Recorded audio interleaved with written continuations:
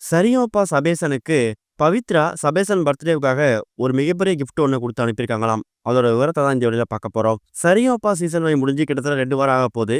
இப்போ வரைக்கும் சீசன் 5 பத்தியான பல டாக்ஸ் வந்து சோஷியல் மீடியாவில் போயிட்டு இருக்கு. அதில் குறிப்பா சபேசன் ரன்னரப்பா வந்ததை பற்றியும் கண்டிப்பா அவர் தான் டைட்டில் வந்திருக்கணும் அப்படிங்கிற மாதிரி எக்கச்சக்கமான கருத்துக்கள் சபேசனுக்கு ஆதரவாக பரவிட்டு இருக்கு.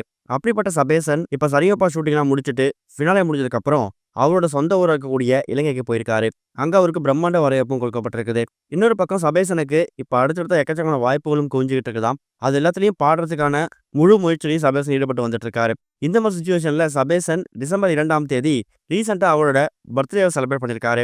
சரியப்பா முடிஞ்சு வரக்கூடிய முதல் பர்த்டே அப்படிங்கிறதால இந்த பர்த்டே அவர் ரொம்ப ஸ்பெஷலான பர்த்டேவா இருந்திருக்கு. பர்த்டே ஸ்பெஷல் கிஃப்டா இந்த சரியப்பா சீசன் 5க்கான ரன்னர் அப் அப்படிங்கிற பட்டத்தையும் வாங்கியிருக்காரு. அது மூலயமா 10 லட்ச ரூபாய் பரிசு வாங்கி கொடுக்கப்பட்டிருக்குது. அப்படிப்பட்ட சபேசன் இந்த சீசன் 5ல கூட எல்லா கண்டஸ்டன்ஸ் கிட்டையும் ஒரு மிகப்பெரிய பாண்டிங் இருந்திருக்காரு. அதுல அதிகப்படியா பாண்டிங் இருந்தது பவித்ரா கிட்ட தான். சபேசன் அப்புறம் பவித்ரா இவங்க 2 பேருமே செட்டுக்கு வரும்போது பவித்ரா பொண்ணு நட்சத்திரா கூட சபேசன் ரொம்ப அதிகமா டைம் ஸ்பெண்ட் பண்ணுவாராம். ஒரு வாரமும் செட்டுக்கு ஷூட்டிங் வரும்போது நட்சத்திராவுக்கு என்ன வேணுமோ, என்ன சாக்லேட் வேணுமோ, என்ன பிஸ்கட் வேணுமோ அதை கையால வாங்கிட்டு வந்து தான் அன்பை பரிமாறிப்பாராம். அப்படிப்பட்ட சபேசனுக்கு பர்த்டே அப்படிங்கும்போது பவித்ரா சும்மா இருப்பாங்களா? கண்டிப்பா அவங்களால முடிஞ்ச அளவுக்கு ஒரு கிஃப்ட்டை கொடுக்கணும் அப்படிங்கிறதுக்காக இவங்க வந்து ஒரு வித்தியாசமான முயற்சி எடுத்திருக்காங்க. அது என்ன அப்படின்னு பார்க்கும்போது சரியப்பா சீசன் 5க்கான கிராண்ட் ஃபினாலேல பவித்ராவுக்கு டாப் 3 இடம் கிடைக்கல அப்படின்னாலும் கூட அவங்களுக்கு தங்கமணி ஜுவல்லர்ஸ் வழங்கக்கூடிய 5 லட்ச ரூபாய் மதிப்பு இருக்கக்கூடிய தங்க நகைகளை பரிசா கொடுத்துருக்காங்கல்ல.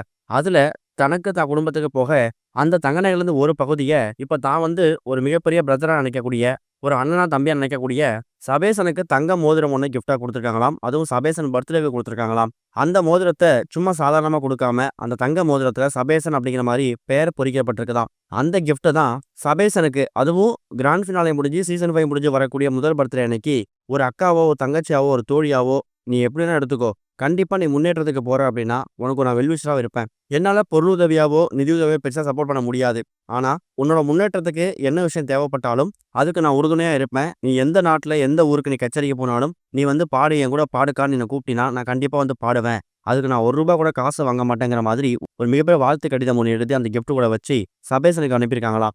அந்த ஒரு கிஃப்ட்டை ஓப்பன் பண்ணி பார்த்துட்டு சபேசன் ரொம்ப எமோஷனலா ஃபீல் பண்ணியிருக்காரு. சீசன் 5 நடக்கக்கூடிய சமயத்துல சபேசன் தனக்குன்னு கொடுக்கப்படக்கூடிய அந்த ரூம், அந்த அறை இருக்குல்ல, அங்க வந்து அதிகமா டைம் ஸ்பெண்ட் பண்ணதை விட மத்த கண்டஸ்டன்ஸ் கூட தான் அதிகமா டைம் ஸ்பெண்ட் பண்ணுவாராம். அந்த கண்டஸ்டன்ஸ் கூட பேசும்போது கூட அதிகமா பாடலை பத்தியும் டைட்டில் எப்படி வின் பண்ணலாம் அப்படிங்கிற மாதிரி பல விஷயம் ஷேர் பண்ணுவாரு.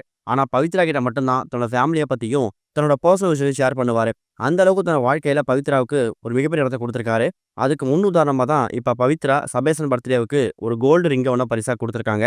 அதுவும் சபேசன் பெயர் பதிச்ச அந்த மோதிரத்தை பார்க்கும்போது சபேசன் சந்தோஷம் தாங்க முடியலையா? இதை பத்தி நீங்க என்ன நினைக்கிறீங்க? மறக்காம உங்க வாழ்த்துக்களை சபேசனுக்கு கமெண்ட்ஸ்ல பதிவு பண்ணிடுங்க.